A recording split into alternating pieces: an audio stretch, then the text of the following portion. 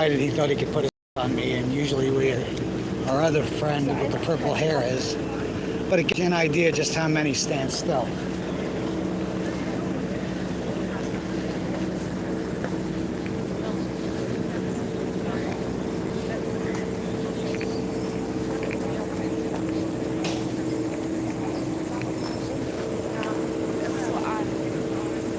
This sucker.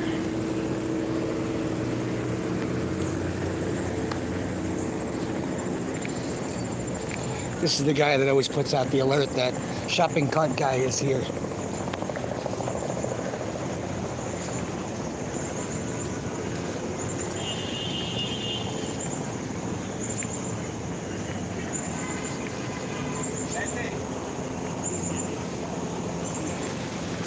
I'm the least of your worries.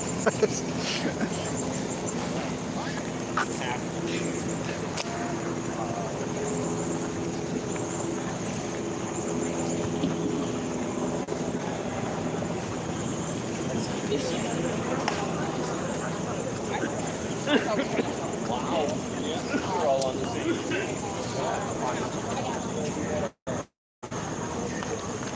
Pardon?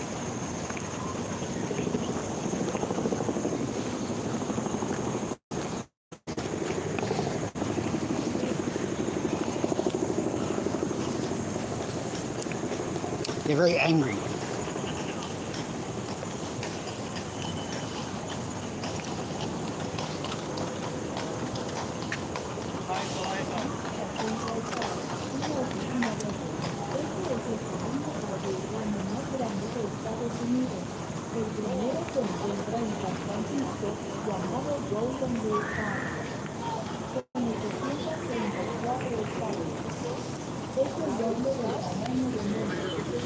Jeez. Holy friggin' hell.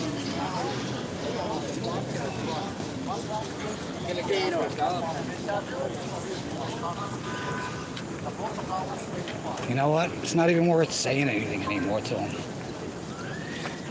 That guy just gave everybody the heads up, and he didn't like that. I saw everybody looking. I said, I'm the least of your worries. Because I am. It's far beyond us now.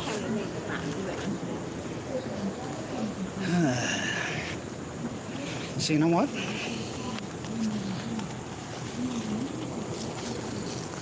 Let's go out on the path, see if we can catch any live. And while I'm gonna have to waste a few minutes, I'm walking now. I'm gonna go back out on a bike in a little while. There's something going on at 1 p.m. that I have to be at 6th Avenue. I'll do that live too. Adita's running late. But today is just gather evidence, content.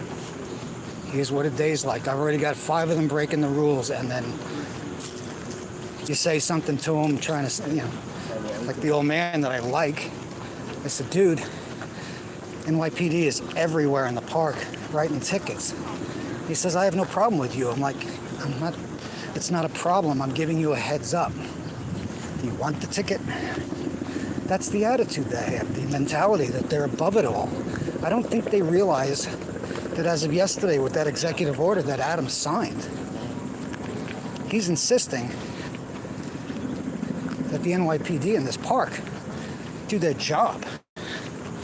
Enforce the laws and the regulations like you do everywhere else in the city. And what they don't realize is, between us and just people that send us information, pedicab drivers, videos of them doing stupid shit, that goes to Alexandra Silver. She works for the mayor. They just don't get it.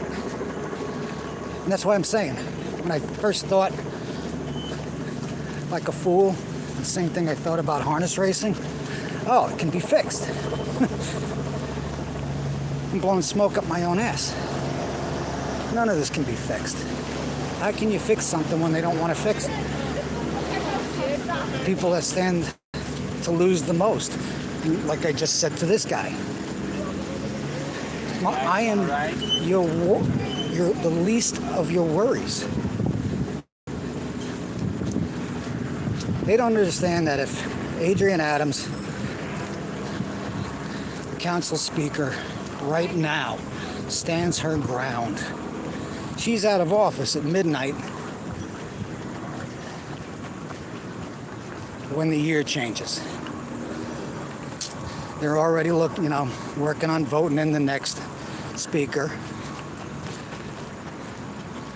By then, you're also going to have a mayor in office, most likely Mamdani, who's already made it clear that he will sign Ryder's law into law, the bill. This vendor do this stuff. So if you have a mayor that's on board, flipping a few more council members,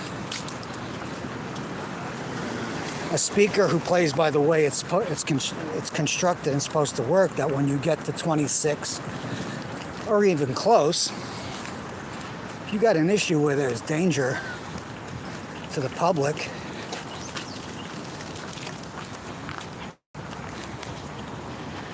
you give it a hearing and you let everybody argue over it.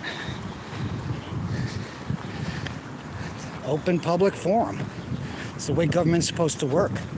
The other night at that community board members meeting, the Upper West Side, it was probably 50-50 in the room, and everyone from the outside that called in on Zoom, residents, just the general public, all said the same thing.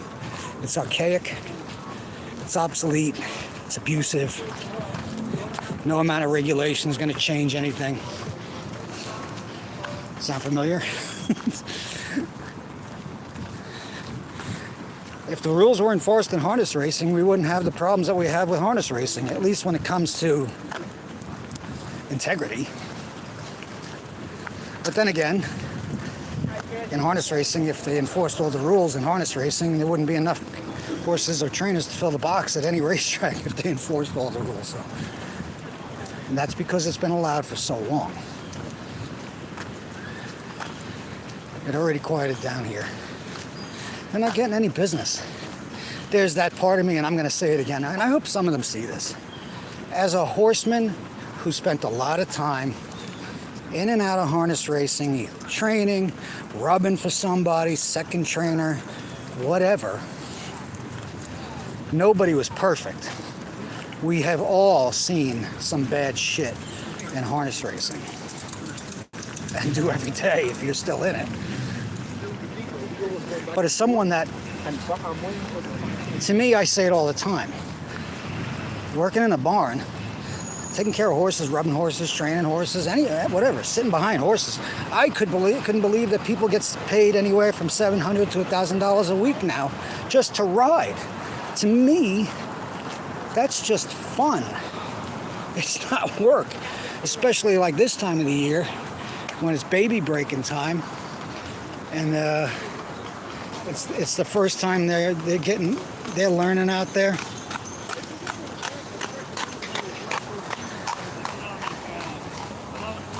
You're teaching them, then they become racehorses, and you can say, hey, I helped break that one, or I helped train that one down, I rubbed that one. We all have that story,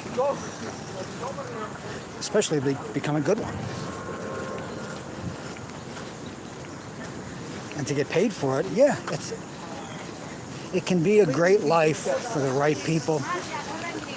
Families, it's tough. Unless you're successful as a trainer. You know, you got a husband and wife that are just rubbing. I can see how it... I was running a training center. The ex was rubbing, and apparently that wasn't good enough. Don't give a fuck. And it's always funny how it seems that once the business claws its way into your life, shit goes south real fast. It's a shame. Nobody ever thinks about how, with the younger guys especially, they went around when harness racing was so popular. There was a $2 million race in 1980 at the Meadowlands, Woodrow Wilson, for 2-year-olds. And it paid for itself. They didn't need any state subsidy. Meadowlands Racetrack built and funded Giant Stadium. If you watch the story about it, they needed what they called it a cash register.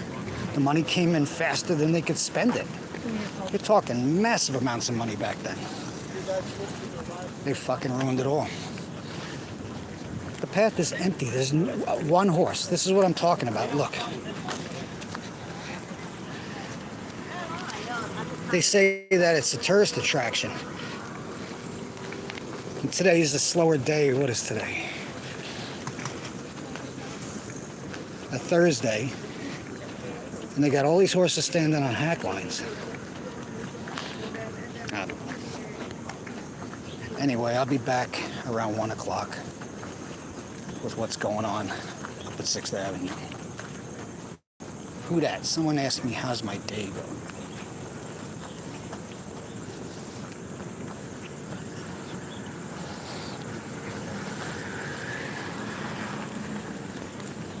All right.